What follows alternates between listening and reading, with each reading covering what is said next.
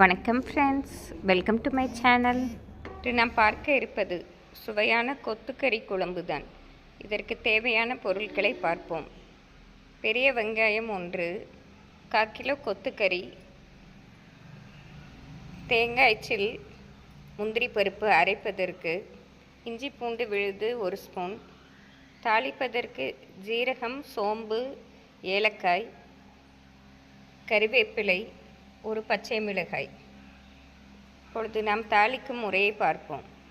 நாம் கொத்துக்கறி செய்வதற்கு வெங்காயத்தை இதேபோல் நறுக்கி வைத்துக்கொண்டு தேங்காயும் முந்திரி பருப்பையும் நாம் அரைத்து வைத்து கொள்ள வேண்டும். இப்பொழுது நாம் குக்கரில் தாளிக்கும் முறையை பார்ப்போம். பச்சை மிளகாயை இப்படி பொடியாக நறுக்கி கொள்ளவும். நாம் கொத்துக்கறி குழம்பு செய்வதற்கு இதேபோல் ஒரு குக்கரை அடுப்பில் வைத்து கொள்ள வேண்டும்.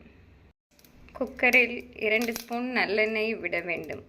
எண்ணெய் காய்ந்ததும் நாம் எடுத்து வைத்திருக்கும் சோம்பு, ஜீரகம், ஏலக்காயை போட வேண்டும்.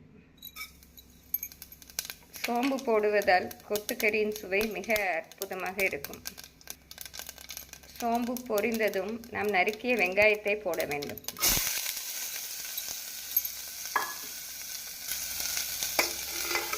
வெங்காயம் சிறிது வதங்கியதும் நாம் கறிவேப்பிலை போட வேண்டும். பின் இதனுடன் எடுத்து வைத்திருக்கும் இஞ்சி பூண்டு விழுதை போட வேண்டும். இஞ்சி பூண்டு விழுது போட்டு வதங்கவும் நறுக்கிய பச்சை மிளகாயை போட வேண்டும். இப்படி நன்கு வதங்கையும் நாம் கொத்துக்கறியை போட வேண்டும்.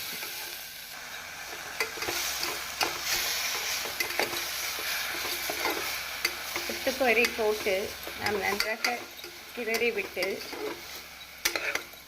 மஞ்சள் பொடி 1 ஸ்பூனும் குழம்பு மிளகாய் பொடி 2 ஸ்பூனும் போட வேண்டும்.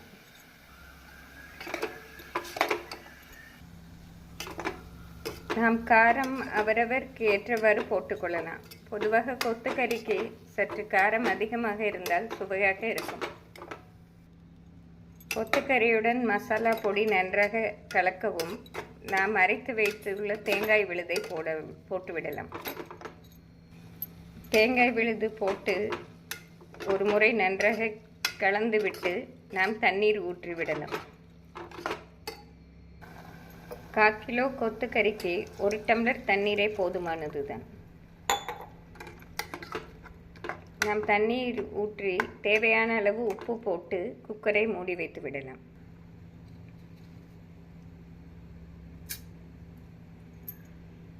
குக்கரில் ஒரு சத்தம் அடுப்பை மிதமான தீயில் வைத்து இன்னொரு சத்தம் வரும் வரை வைக்க வேண்டும். இப்படி வைத்தால் கொத்துக்கறி நன்றாக வெந்துவிடும். பின் அடுப்பை ஸ்விட்ச் ஆஃப் செய்துவிட்டு நாம் ஆவி அடங்கையும் திறந்து கொள்ளலாம். ஃப்ரெண்ட்ஸ், சுவையான கொத்துக்கறி குழம்பு தயாராகிவிட்டது. குக்கரை திறந்தவுடன் தண்ணீர் அதிகமாக இருப்பதாக நினைத்தால் நீங்கள் சிறிது நேரம் அடுப்பில் கொதிக்க வைத்து கொள்ளலாம். சரியாக இருந்தால் நாம் வேறு பாத்திரத்தில் மாற்றிக்கொள்ளலாம். இப்பொழுது 1 டம்ளர் தண்ணீர் வைத்ததால் சரியான பதமாகவே இருக்கிறது. இது நாம் பூரி, தோசைக்கு சாப்பிடுவதற்கு மிக அருமையாக இருக்கும். நாம் வேறு ஒரு பாத்திரத்திற்கு மாற்றிக்கொள்ளலாம். சுவையான கொத்துக்கறி குழம்பு தயாராகிவிட்டது.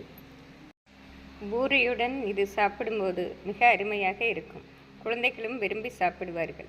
இதை செய்து பார்த்து எப்படி இருக்கிறது என்று கூறுங்கள். நன்றி, வணக்கம்.